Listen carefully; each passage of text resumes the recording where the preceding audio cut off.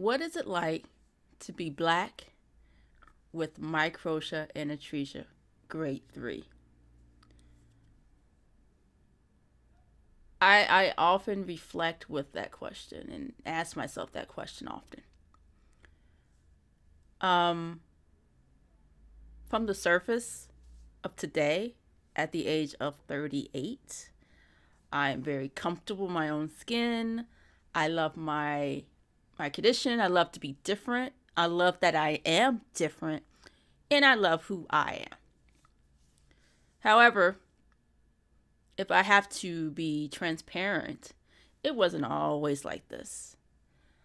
With a rare condition such as microtia and atresia, I had to learn to move around this world of people that will not look like me in my own community. I was born and raised in a black community, and I loved everything about being raised in that community.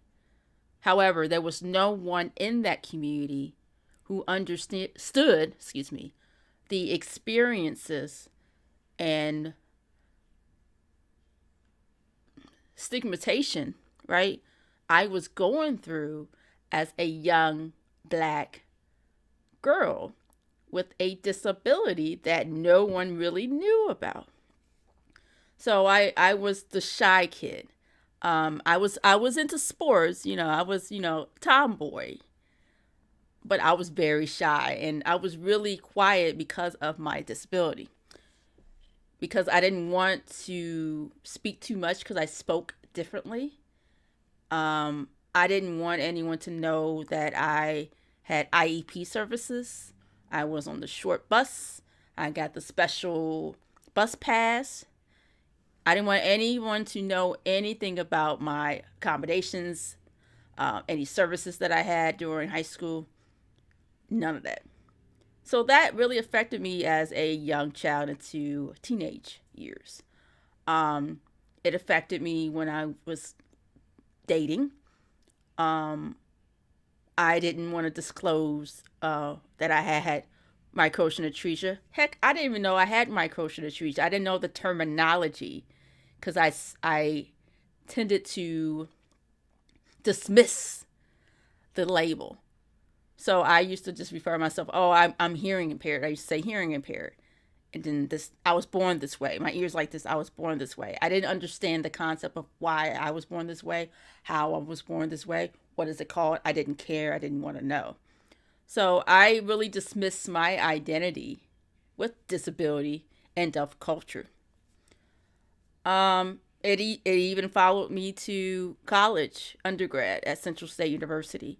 Actually wore a headband from the time I was about 12, about my daughter's age, wow, to about 27, I think, in my mid 20s.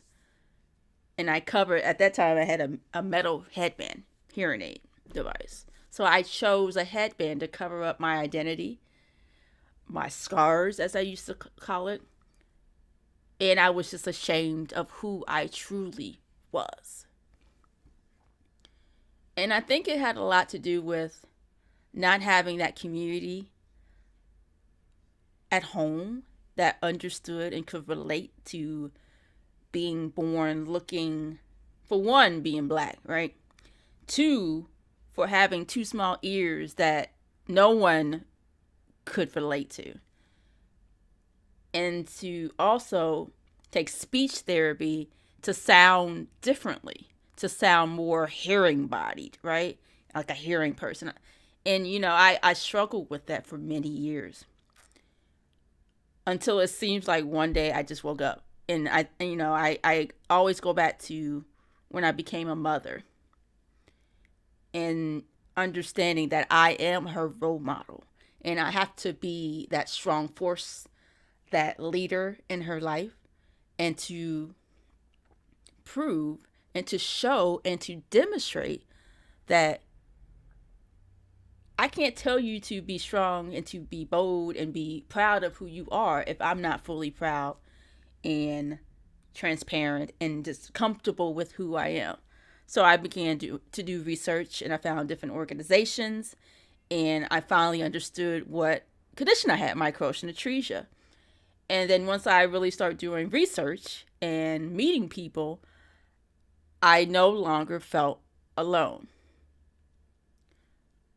So yes, being black with microtia and atresia is very rare. It's actually so rare that it only affects 0.73 out of 10,000 births a year. So when I say rare, it's rare. But I love that I am rare. That I can go to a big, a big city and pretty much be the only one like me. Maybe two. Maybe a little bit more. Maybe. A small town. But, I'm happy. I'm happy that I'm here. I'm happy that now I'm so comfortable that I created a business called Microtia Life LLC. It will be a year in March. And that business was created out of passion and purpose and meeting people who were on that same path that I was on, and I'm able to motivate and inspire them to think things differently.